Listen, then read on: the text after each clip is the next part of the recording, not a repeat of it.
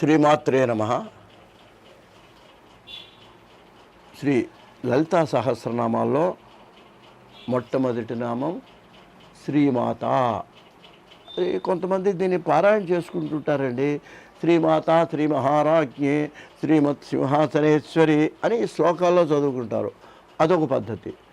అలా కాకుండా పూజ చేసుకోదలుచుకున్నారనుకోండి 1000 నామాలు, అప్పుడు ఒక్కొక్క నామాన్ని దీనికి మళ్ళీ విభక్తులు మారుతాయి. అవి మాలాంటి పెద్దవాళ్ళ దగ్గర లేదా నేను ఇప్పుడు ప్రతి చెప్తుంటాను మీకు. ఆ చెప్పే దాన్ని బట్టి కనుక మీరు ఫాలో అవుతే ఆ నామంలో ఎలా చెప్పాలో. ఇప్పుడు ఇది శ్రీమాత అనే ఒక నామం ఉందండి.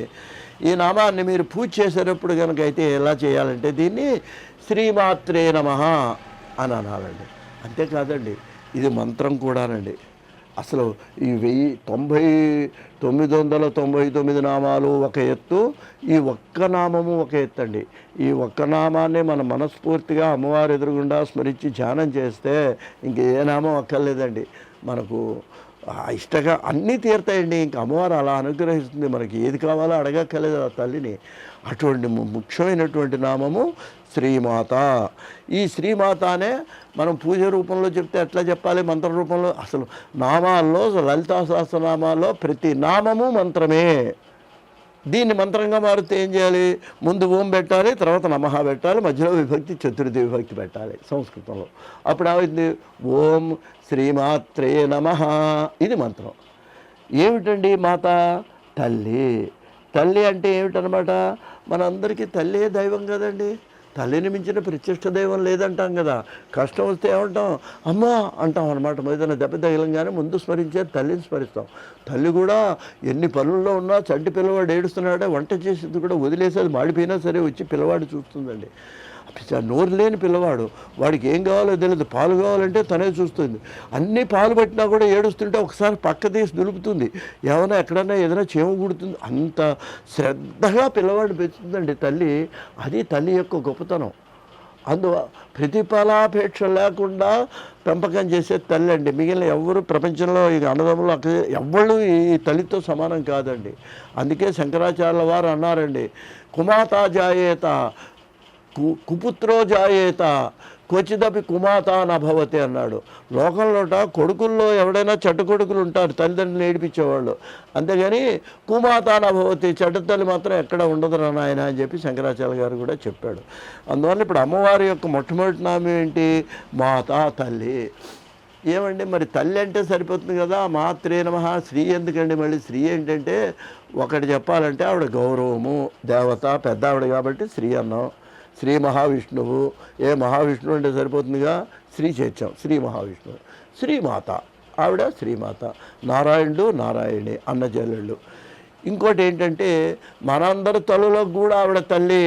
అమ్మల గన్న అమ్మ, ముగురమ్మల మూల పుటమ్మ, చాలా పెద్దమ్మ, దయాంబు రాశివి కదమ్మ. ఇదండి అమ్మవారి యొక్క గొప్పతనం.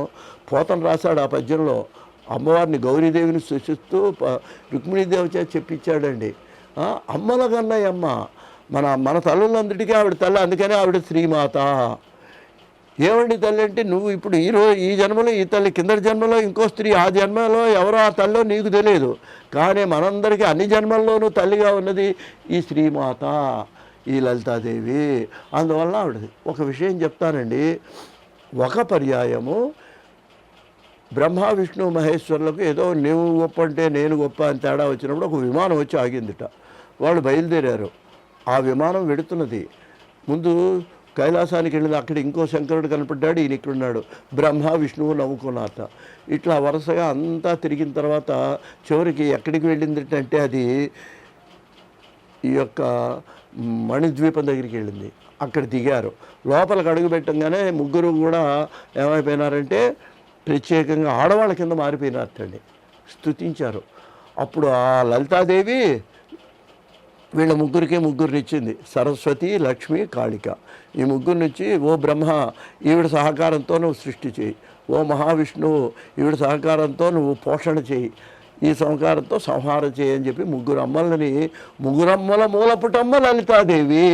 అప్పుడు మళ్ళీ వాళ్ళు బయటకు వచ్చి మగవాళ్ళ కింద మారారు. ఇదొక దేవీ భాగవతంలో కథ అండి. అందువలన ఆవిడ ఏమన్నారు?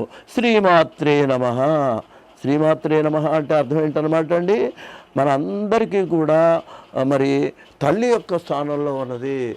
మనందరికీ పోషణ భారాన్ని వహించేది మన తల్లులకు కూడా తల్లి. మన సంపదలు ఇచ్చేటువంటి ఒక లక్ష్మీదేవికి, సరస్వతికి, కాళికామాతకు కూడా ఆవిడయే తల్లి అని మనకు దేవి భాగవతం చెబుతున్నది. కాబట్టి ఈ మొట్టమొదటి నామం ఏమిటనమాట, శ్రీమాత అని ఆయన చెప్పటం అగస్త్యుల వారి దగ్గర సంభాషణలో ఈ విషయాన్ని మనకు మనవి చేయటం జరిగింది. స్వస్తి.